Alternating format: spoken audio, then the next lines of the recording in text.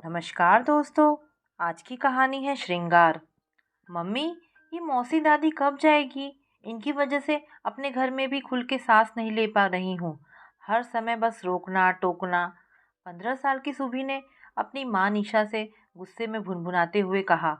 निशा ने किचन में काम करते हुए शुभी से पूछा, अब क्या हो गया? मम्मी, आज फिर मौसी दादी मुझे जीन्स पहनने पर टोक दिया। बोल रही है कि ये लड़कों वाले कपड़े तू क्यों पहनती है? कोई बात नहीं बेटा, बोलने दे, कुछ दिनों की बात है।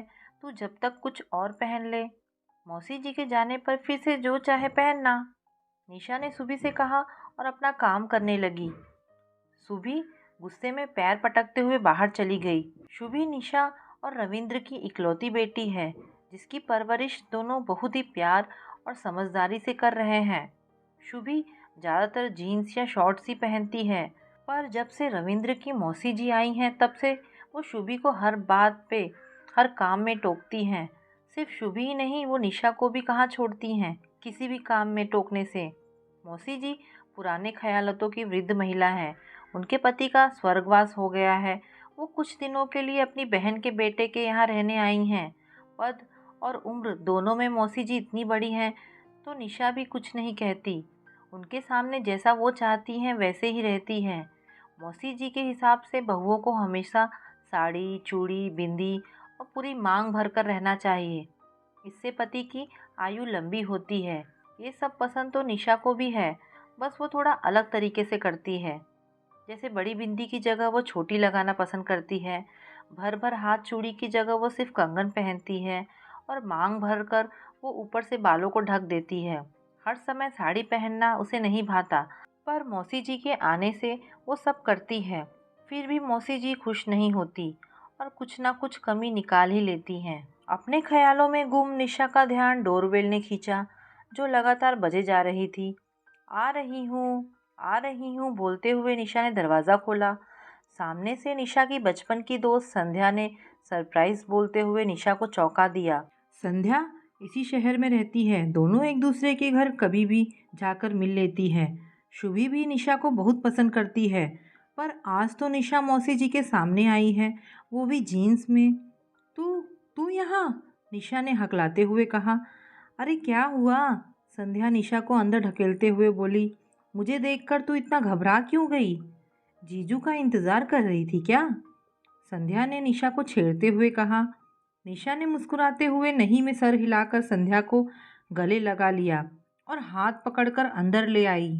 तभी शुभी मौसी चिल्लाते हुए संध्या के गले से लटक गई। संध्या ने उसे जोर से हक करते हुए अपने से चिमटा लिया। तभी शोर सुनकर मौसी जी भी बाहर आ गई और निशा को देख मुंह बनाते हुए बोली, बहू ये कौन है? निशा ने संध्या को मिलवाते हुए बताया, मौसी जी ये मेरी सहेली है संध्या, और संध्या ये मेरी मौसी सास है। संध्या ने तुरंत मौसी जी को नमस्ते कर उनके पैर छुए, पर मौसी जी के मुंह से आशीर्वाद की जगह कटाक्ष भरे शब्द निकले। ये क्या पहन रखा है तुमने? निशा संध्या के सामने कोई तमाशा ना हो इसलिए बात को संभालते हुए बोली, शुभी तुम मौसी को अपने कमरे में ले जाओ, मैं वहीं चाय नाश्ता लेकर आती हूँ। संध्या ने कुछ बोलने को मुंह खोला कि उसके बोलने से पहले ही मौसी जी का स्वर गूंजा, क्यों, यहाँ बैठने में क्या परेशानी है? संध्या ने मुस्कुराते हुए मौसी जी से बोला, नहीं आंटी जी, मुझे कोई परेशानी नहीं, मैं यहीं बैठ जाऊंगी। और वहीं रखे सोफे पर बैठकर शुभी से बात करने लगी। निशा किचन से चाय नाश्ता लेने चली गई। तभी मौसी जी ने संध्या को घूरते हुए सवाल पूछा, शादी हो गई है बेटा तुम्हारी? जी आंटी जी, एक बेटा भी है। तुम्हें देखकर तो नहीं लगता। संध्या ने अचकचाकर मौसी जी को देखते हुए पूछा, मतलब ये, न चूड़ी न बिंदी, कोई श्रृंगार, तुम्हें देखकर कौन कहेगा कि तुम ब्याहता हो? आजकल तुम लोगों का जाने क्या फैशन है कि सुहाग की कोई निशानी पहनना तुम लोगों को बुरा लगता है। हमारे ज़माने में तो हम भर भर हाथ चूड़ी पहनते थे और मांग तो शुरू से आखिर तक भरते थे, पर आजकल तुम लोग ज़रा ज़रा सिंदूर मांग के आगे लगाती हो। वैसे ही आजकल के मर्दों की उम्र भी कम होती जा रही है। तभी वहां बैठी शुभी बोल पड़ी, तो दादी जी, आपने भी सिंदूर और चूड़ी कम पहनी होगी, तभी तो दादाजी की उम्र भी कम हो गई। और वो जल्दी भगवान के पास चले गए। किचन से आते हुए निशा ने शुभी को डांटते हुए कहा, शुभी, ये कैसे बात कर रही हो तुम दादी से? चलो माफ़ी मांगो। शुभी ने निशा के कहने से सॉरी तो बोला, पर गुस्से में जाते जाते बोल पड़ी, मैंने कुछ गलत नहीं बोला, जो दादी बोल रही थी मैंने तो वही पूछा। निशा ने मौसी जी से माफ़ी मांगते हुए कहा, माफ़ कर दीजिए उसे, बच्ची है, अभी इतनी समझ नहीं है कि वो क्या बोल गई, मैं समझाऊंगी उसे। पर मौसी जी बिना एक शब्द बोले वहाँ से उठकर अपने कमरे में चली गई। संध्या, जो अभी तक मुंह खोले सब देखे जा रही थी, निशा से बोली, सॉरी निशा, मुझे मालूम नहीं था कि मौसी जी है, वरना मैं साड़ी पहन कर आती। मेरी वजह से तेरे घर का माहौल खराब हो गया। अरे नहीं संध्या, इसमें तुम्हारी कोई गलती नहीं, वो तो अगर शुभी ना बोलती तो कुछ ना होता। और एक लंबी सी सांस ले निशा बोली, खैर देखते हैं अब क्या होता है। संध्या भारी मन से निशा से विदा ले चली गई, पर घर में एक सन्नाटा सा पसर गया। जब निशा ने रविंद्र को ये बात बताई तो उन्होंने भी मौसी जी से बात करने की कोशिश की, पर मौसी जी ने दरवाज़ा न खोला। हम सभी डरे हुए से वहीं ड्राइंग रूम में बैठे थे कि मौसी जी ने दरवाज़ा खोला। हम सब उठकर खड़े हो गए और उन्हें देखने लगे, पर वो सीधी शुभी के पास आकर खड़ी हो गई। हमें लगा कि आज तो शुभी की बहुत ज़्यादा डांट पड़ेगी, पर उन्होंने शुभी के सर पर हाथ रखकर कहा, बेटा, आज तो तूने मेरी आंखें खोल दी। मैंने हमेशा सभी को ज़रा सा श्रृंगार कम होने पर डांट दिया, पर कभी ये ना सोचा कि मैंने तो खूब भर भर के श्रृंगार लगाया था, फिर भी तेरे दादा की उम्र क्यों ना बढ़ी।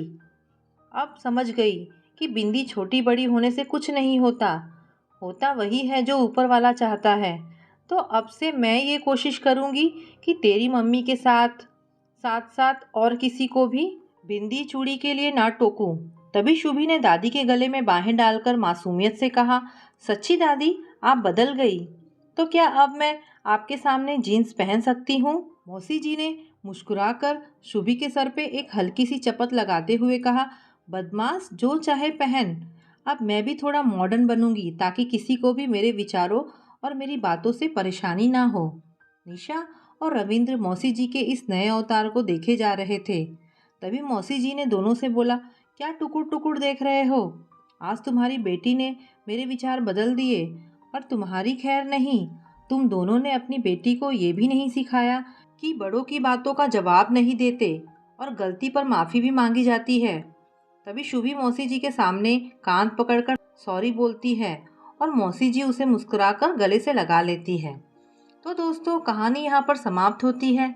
आपको ये कहानी कैसी लगी मुझे कमेंट करके अवश्य बताएं। धन्यवाद दोस्तों।